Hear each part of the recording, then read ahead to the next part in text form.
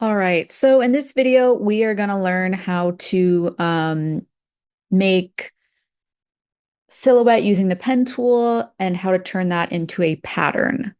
So first things first, opened up Illustrator. This is our home page, of course, and I'm just going to create a new file. I'm going to hit new. Doesn't really matter what size I'm working with because I can always change it. But on default, I always like to make sure my measurements are in inches because my brain works in inches. I don't really know what a pixel or point is, so I'm just going to stick it to inches. Click create. Awesome. So I am in, if I go to window workspace, I'm in the Essentials Classic workspace. So if you do not see all the tools I have, you may want to go to workspace and hit Essentials Classic. Awesome. So we're going to be using the pen tool today, which is this guy right here. And if you kind of ghost your cursor over it, it should give you like a little video kind of previewing it. So now we're going to drag in the image that we're going to trace. So I'm going to just jump to my Finder and go to my downloads, and I'm going to drop in this little birdie. And I just dragged it and dropped it. Okay, and immediately it's massive. So I'm going to zoom out, which I can go to Control plus or Option, or sorry, Control or Command minus to zoom out, or Command or Control plus to zoom in, depending if you're on a Mac or a PC. Okay. Once I've zoomed out enough, I can go to one of the corners of this image. And if I hold down Shift as I drag it down, I can shrink it. And holding down Shift will make sure that the ratio stays the same so it doesn't get wonky. Awesome. Just going to fit it in my artboard, which artboard, or you can think of it as your canvas, you can always change the size of this. If I go over and click the artboard button, I can adjust the size of it. It does not necessarily need to fit your picture. We just need to have the animal fit on it. Okay.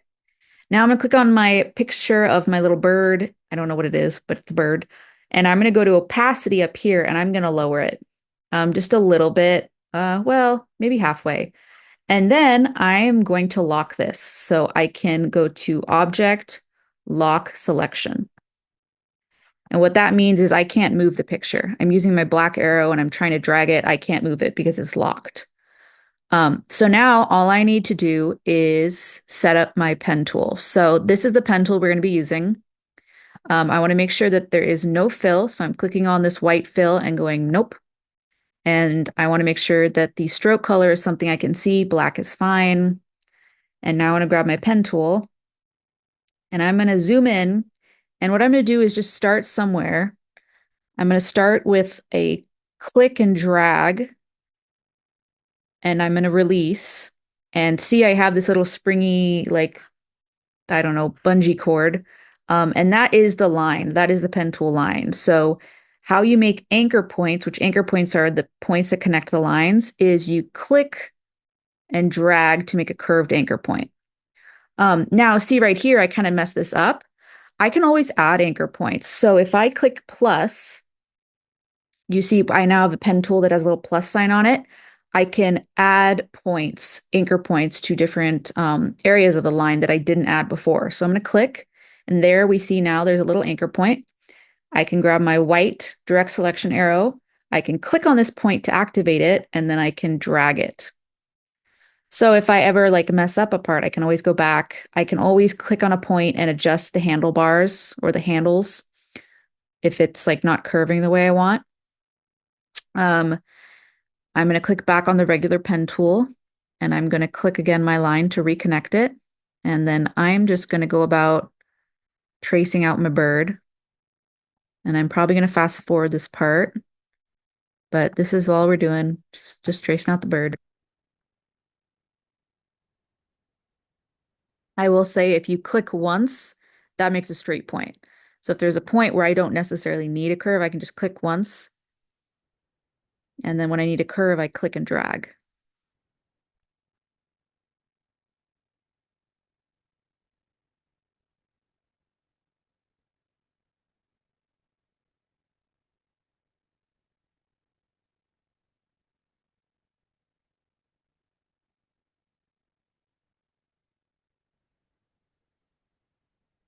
Okay. So I quickly outlined the outside of the bird. One thing I will mention is when we're doing anchor points using the pen tool, sometimes less is more. So like an area right here, um, one, I can always adjust these, but there might be some areas where you have too many points. And let me just make an example for you down here. So I'm going to just grab a plus and I'm just going to add a bunch of points here. Okay. So, oh, actually, let me do it this way.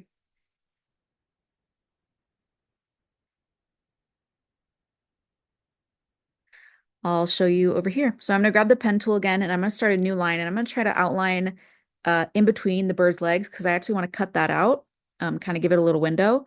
So when I say less is more, if I'm clicking here and I get really particular and I'm just like, oh, all the points, it gets confusing and you're actually making more work and more complication for yourself. This can be done with way less points, way less anchor points. So if we click minus, you can click and delete extra points. So let's delete some of these because we can do the same thing a lot smoother. I'm going to grab my white arrow. I'm going to click on one of the points. I can convert a straight point to a curved point by going up and clicking convert anchor points to smooth. And that gives me the handlebars. So, um, less is more. You don't need a ton of points. You can get the same effect with just a few points. So don't go clicking and adding anchor points like crazy because that's going to make more work for you and it's not going to look as nice. So here I am kind of trying to show a little bit of like the bird's weird like knuckles and like skin bits. Um, so here we go. This is good enough for me. So something we got to think about is I'm going to actually hide the bird's background. I'm going to click on my layers. I'm going to open up this layer, which Illustrator layers are different than Photoshop. It just shows the different shapes. I'm going to click the eyeball to hide my photo layer. Perfect. So what I want to do now is I want to grab the bird and make sure I grab the little window bit here. So I'm going to just drag over them and I'm going to go to Object, Compound Path Make. And I have to do this because if I click this and ideally what I want to do is I turn this whole thing black, like inside out, basically the stroke and fill. So I'm going to grab it all right now. And if I switch it, see, it fills in that little window too. I don't want that. I want the little window to be white or to be transparent. So that's why I need to go to Object, Compound Path, Make. Now, when I switch them, we see the little window. So that's why I make compound path make. If you don't have a little window or something in your shape you need to cut out, you don't need to make it a compound path. You can just switch the stroke and fill. Okay, so here is my shape, my complex shape that I made with the pen tool. So now I want to make this into a pattern. So I'm going to click on it and I'm going to hold down Option or Alt to drag and make a copy. I'm going to shrink the copy. And I can now make more copies of the copy. If I hold down Alt, I can just make more little birds. If I want to switch them around, I can actually go to the Rotate tool. If I right click on it, I can find the Reflect tool. So I might click that. I'm going to hold down Alt or Option and click on the bird. And I get this little reflect panel up here. And I'm just going to click OK because I just want it to flip the other direction. Do something like that. I don't even know if I want this second bird up here. I just might get rid of it. I might just do it like this. Like two little birds overlapping. Perfect.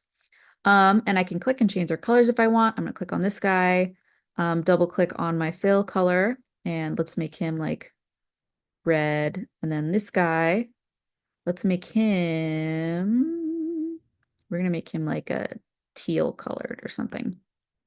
Awesome. Now I'm going to grab both of these shapes by just dragging over them, and I'm going to go to Object, Pattern, Make. And when I click that, this little window pops up that says a new pattern has been added to the swatches. We're just going to hit OK. And what it's done is it's taken these shapes, it's duplicated them. It actually gives us a preview of what it looks like And here we can adjust the pattern.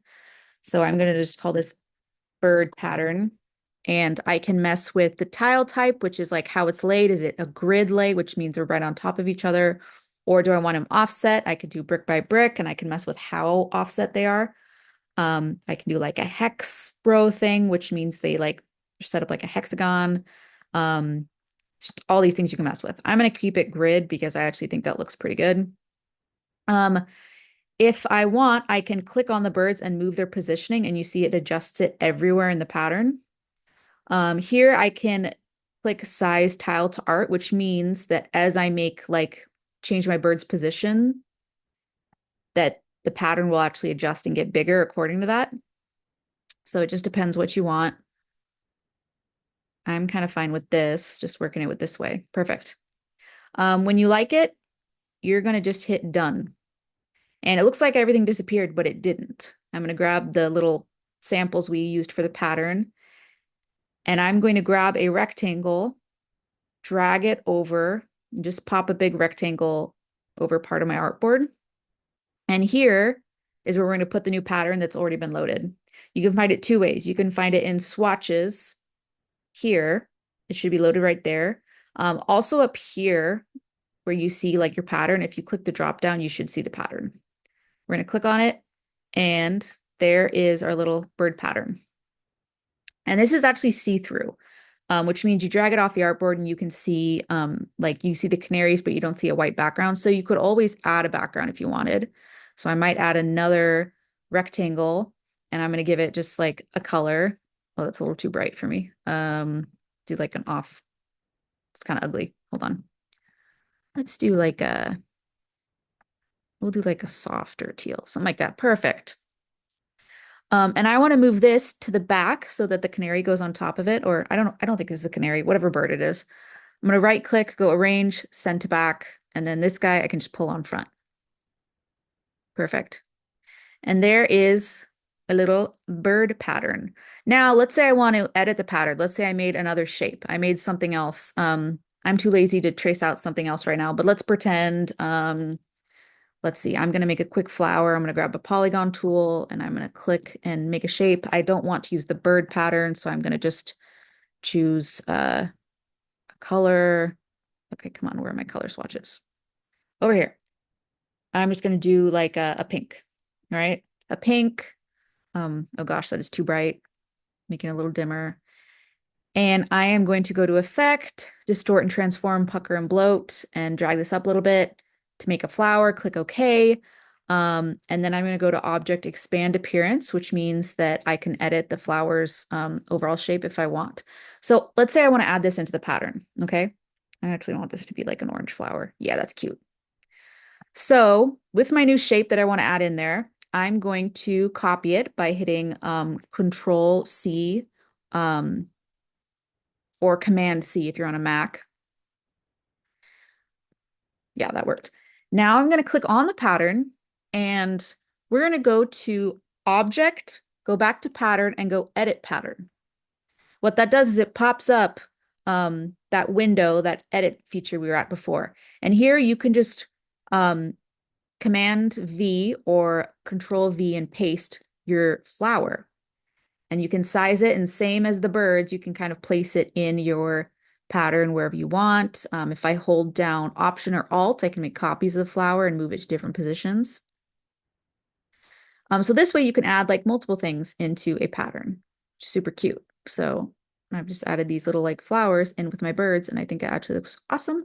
And I can just hit done up here to just save my changes. And there we see it's automatically adjusted in our window. Awesome. So that's how you make a pattern from a silhouette. Yeah, so go for it. Trace out your complicated shape. And then if you can, try to add other things into the pattern and see how that looks.